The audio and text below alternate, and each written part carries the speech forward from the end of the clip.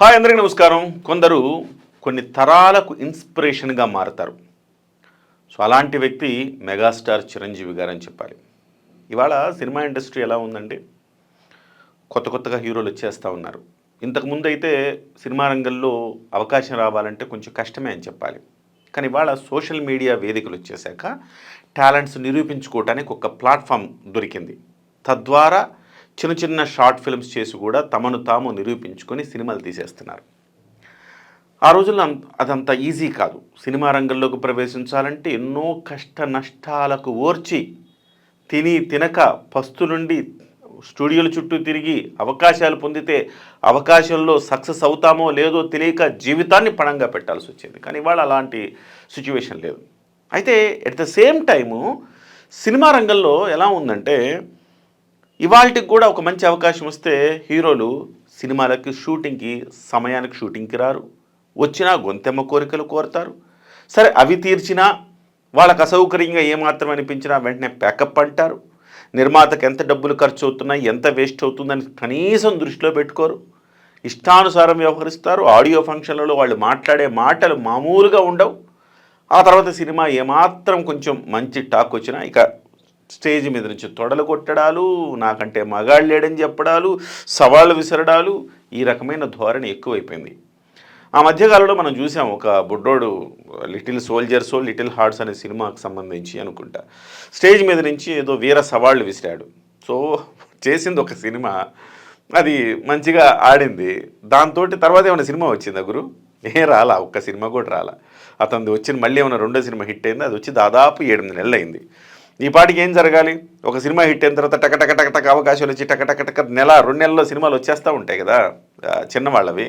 కానీ రాలా. సరే, సో అంటే నేను ఎందుకు చెప్తున్నానంటే ఆ తర్వాత బండ్ల గణేష్ వచ్చి చెప్పాడు, అరే కొంచెం స్లోగా ఉండబ్బాయి అని చెప్పాడు.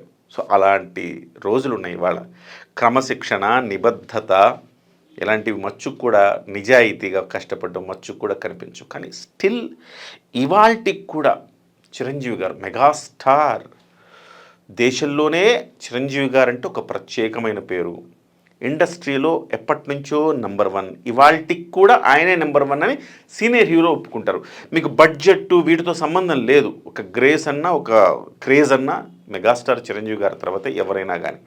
సో అలాంటి చిరంజీవి గారు ఇవాల్టికి కూడా 70+ ఏజ్లో ఆయన ఒక సినిమా కోసం కష్టపడుతున్న తీరును చూసారా, వావ్, ఔరా అనిపిస్తుంది.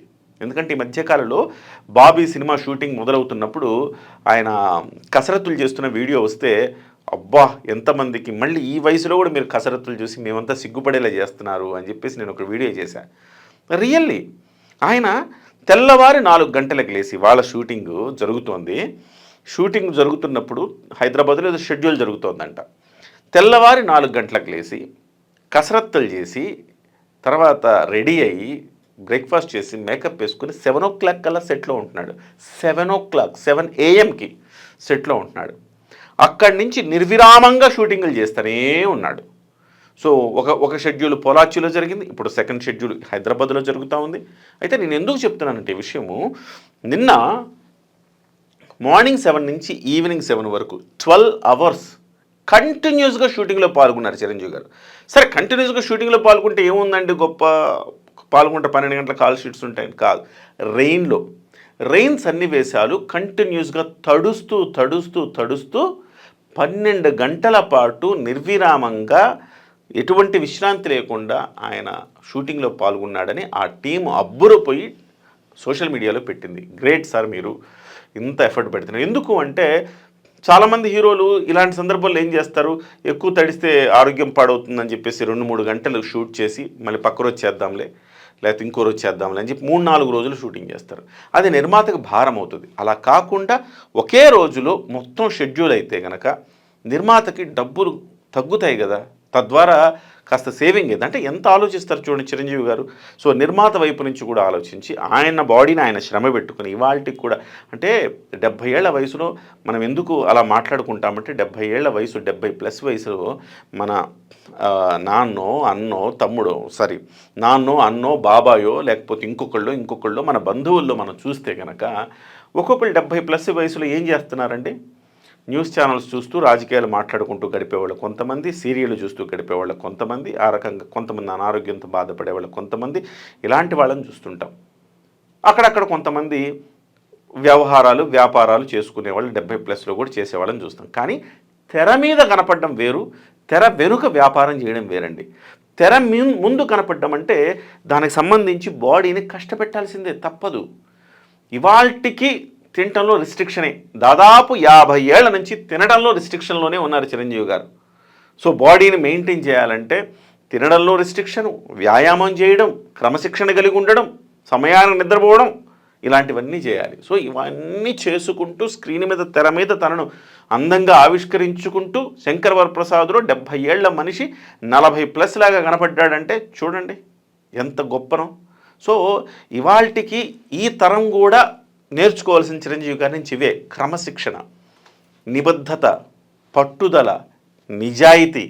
ఈ లక్షణాలు పుణికిపుచ్చుకుంటే ఎవరికైనా విజయం వస్తుందండి. ఆటోమేటిక్గా టాలెంట్ అయితే ఉండాల్సిందే ఎంతో కొంత. అవన్నీ ఉన్నా కానీ, టాలెంట్ ఉన్నా కానీ ఈ 4 అంశాలు లేకపోతే సక్సెస్ అవ్వటం ఈజీ కాదు. చిరంజీవి గారు ఇప్పటికే 4 తరాల్ని ఇన్స్పైర్ చేశారు.